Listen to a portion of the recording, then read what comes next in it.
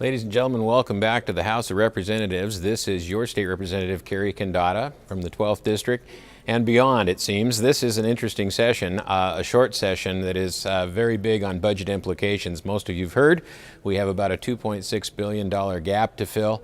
Depending on who you talk to, that number varies a little, but it's fairly serious.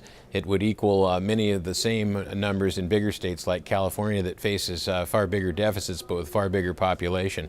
So it is a serious task to undertake.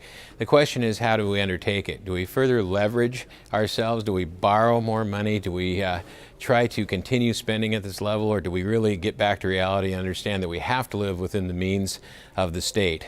Now, private folks, all of you, have been through this recession now for 17 or 18 months, and most of you have made great sacrifices. Business people, the same, have had to make great sacrifices in terms of keeping their business open. Even though they may have laid off employees, I know most small business particularly, are struggling to stay aboard and keep as many people as they possibly can. Government needs to have the same attitude. It is amazing that some of us out there, businesses have reduced by 50% their operating expenses. Some folks have had incomes drop by 50 or 60%. But yet when we face a deficit here of about 8 to 10%, it becomes the Titanic. Certainly these services are important, but remember how we got here. It took almost 100 years to get to a budget of $23.5 billion in the 03-05 time frame. It only took 4 more years to get to $34 billion. Folks, we rode the wave, and we crashed on that wave.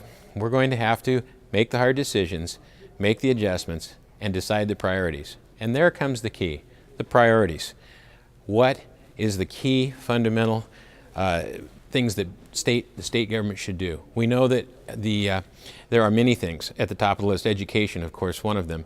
Health care for kids. We think that can be salvaged. But there are many other projects, economic development projects and all kinds of salmon recovery projects, Puget Sound cleanup, and a lot of other things that are certainly important, but maybe not right now. Maybe they could be put on hold. Some of these are in the hundreds of millions.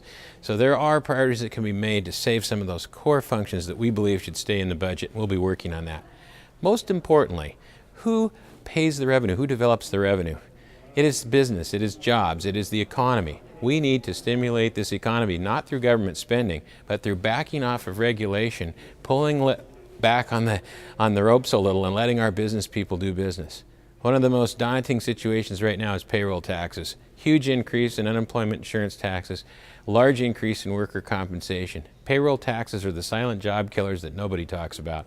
We talk about tax increases, but those are the ones you don't see that kill more jobs than any other situation, any other economic piece of this puzzle. I'm working diligently to reduce those, to reform those programs and get those costs down as soon as possible. That's how we get people back to work. Reduce some regulations, loosen up, take some burden off those small employers until we can get this thing cranking again. It can happen, but we're going to have to go through this deleveraging process, and it has not been easy, and it will not be easy. We'll keep you posted from week to week on what's going on. Please stay tuned. It'll be a very exciting session and a very important one. Look forward to serving you. This is Condotta from the 12th District.